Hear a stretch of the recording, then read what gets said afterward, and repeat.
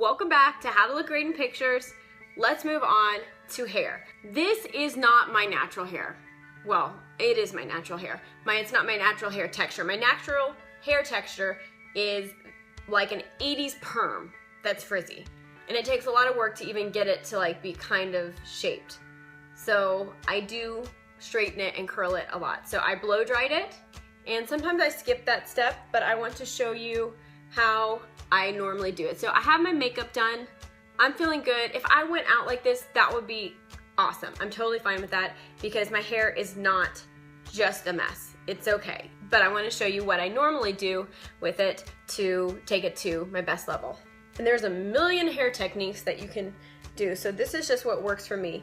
And I have very, very thick hair, very thick hair. So if you have thick textured hair, this might work for you too. So what I found that works the best, the fastest, keeps the frizz away, is if I start in very small sections and I start with the nape of my neck. So I have this much hair, the rest I just put up.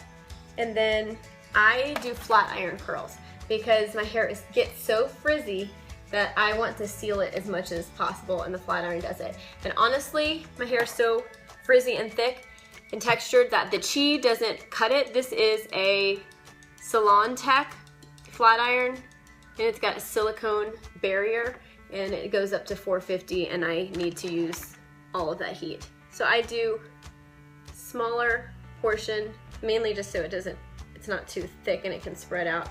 And I start near the roots, and I just go slowly. It's better to go once slowly than lots a couple of times more quickly. And then when I get to about the halfway point, I turn it. I've got the tail of it right here. I turn it and I pull it. All right, and it makes that kind of curl. Now if you want beachy waves, you can go turn in, turn out, turn in, turn out. I like kind of like that more like glam look, so I do it under and then brush it out. So I do brush it or comb it with every section because I want to get the cuticle as smooth as possible. And then I wrap it around my finger right before, like right after I release it, right before I'm done with that piece.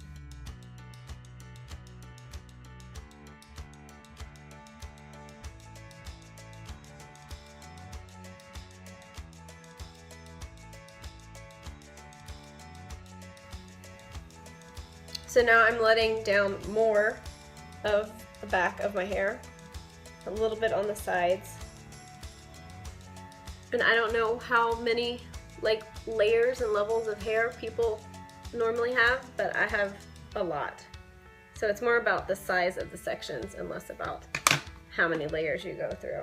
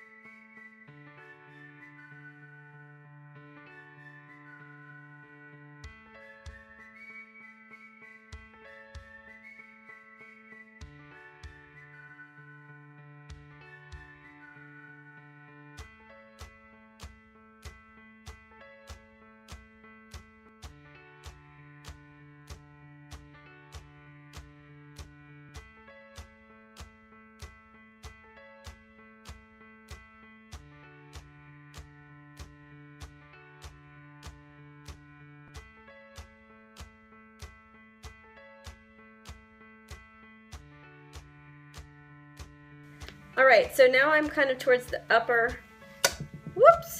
levels of my hair that are gonna show more, but I'm doing the same thing. Thin pieces, starting at the roots, going slowly. Then when I get about halfway, flip it under, let the tail come out, keep pulling to the very end, wrap it around my finger. So you can see this is what we've got. And it is important to brush it or comb it starting at the roots as much as you can, so you're not basically crinkling in frizz.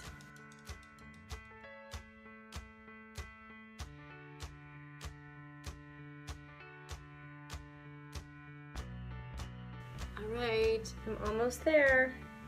You definitely want to decide where you want to part your hair, middle or on one of the sides.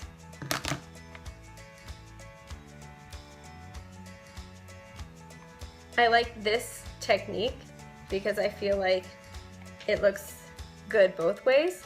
I can definitely wear it in the middle, and then if I need to comb it over to the side, I can. And so much hair. So I've got a big hunk of hair, I would flip it over here and just keep going through the little sides. I wouldn't just start taking a chunk at the top.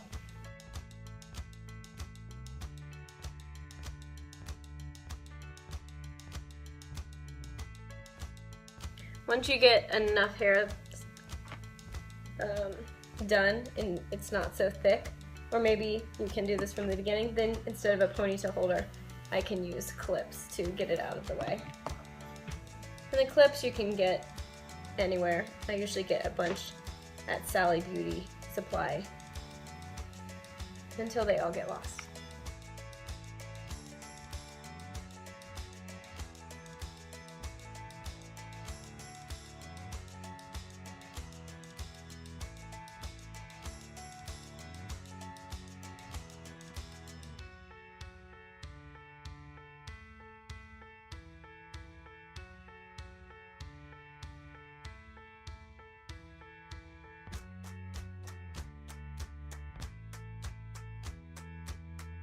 All right, so I'm basically done. And then with this technique, got the curls. I like to take a mixed hair brush. I've got the boar's hair and then the nylon bristles. And I'm gonna find the part I want and then brush it out a little bit. And then as I brush, I will twist.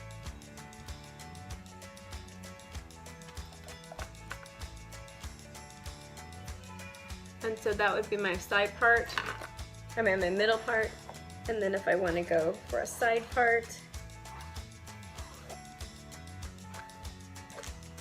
then it would be like that. And right here I can tell I need to touch up. You're always going to have places in your hair that get frizzier or have, well, I guess not everybody. For me, I do.